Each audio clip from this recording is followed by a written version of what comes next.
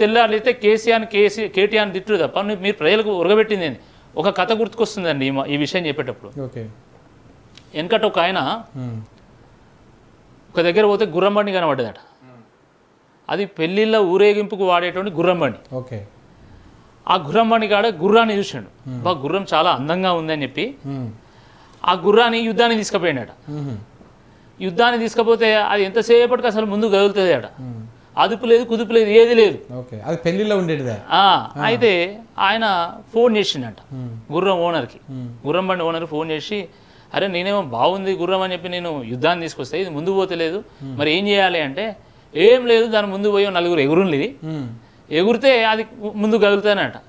నిజంగానే అని చెప్పి ఈయన 4 పెట్టి డ్యాన్స్ చేయించాడు. గుర్రం ముందు కదిలింది. మళ్ళీ కొంచెం దూరం పోయినాక ఈ డ్యాన్స్ వాళ్ళు అటు ఇటు పోగానే మళ్ళీ ఆగింది. మళ్ళీ ఫోన్ చేసాడు, అరే మరి ఏం చేయాలి అంటే, అరే బాబు అది పెళ్లిళ్ళ ఊరేగింపు వాడేటువంటి గుర్రబండి, ఆ గుర్రబండి మీద పెళ్లి కూతురు పెళ్లి కొడుకు కూర్చొని ఆ బండి ముందు 4 భరత్ల డ్యాన్స్ చేసినట్టు చేస్తేనే అది కదులుతుంది. అట్లనే రేవంత్ రెడ్డి గారు కేసీఆర్ గారిని కేటీఆర్ గారిని తిడితేనే ఆయన రాజకీయం ముందుకు వెళ్ళగలుగుతాడు.